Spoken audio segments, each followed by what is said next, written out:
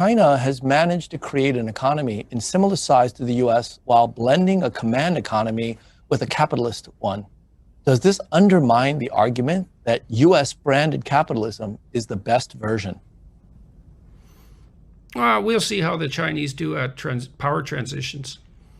See, the thing about a unidirectional and even an authoritarian state is that it's possible now and then that it can be more efficient if it gets lucky and is going in the direction that works at the time.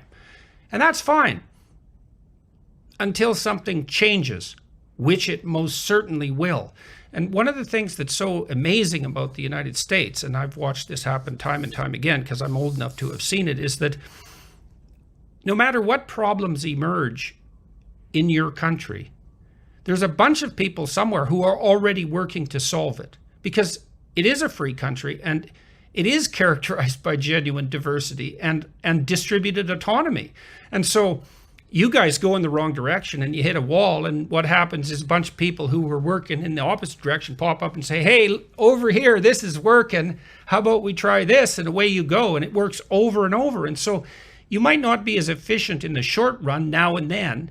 And you might have even said that about Japan versus the United States in the 1980s, say, when Japan was such a powerhouse and was heading in a single direction in some sense. But the Japanese couldn't manage failure, partly because they couldn't let large enterprises, you hear that mantra, too big to fail, eh?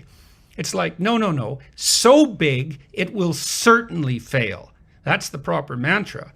And the Japanese couldn't let their devastated and archaic systems collapse, whereas you Americans, you'll let things fail, or you've been pretty good at that. And what that does is open up a space for things to succeed. And so the Chinese could gain an edge in the short term, but they also have a president for life and a social credit system. And so that doesn't really seem like progress to me. And I think it will stultify them in the final analysis.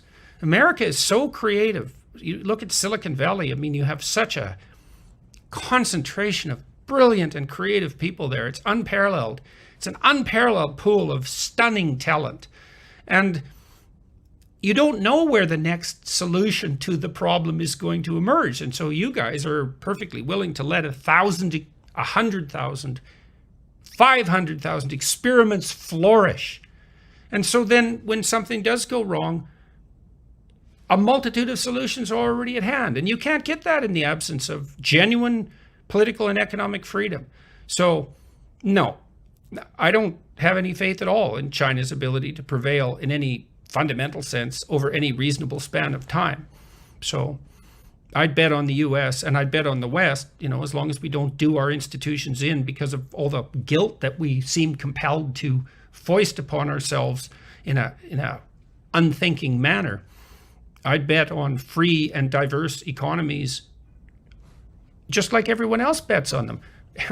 People put their money in the American stock market, and rich Chinese do exactly the same when they're allowed to, and no bloody wonder. So, no,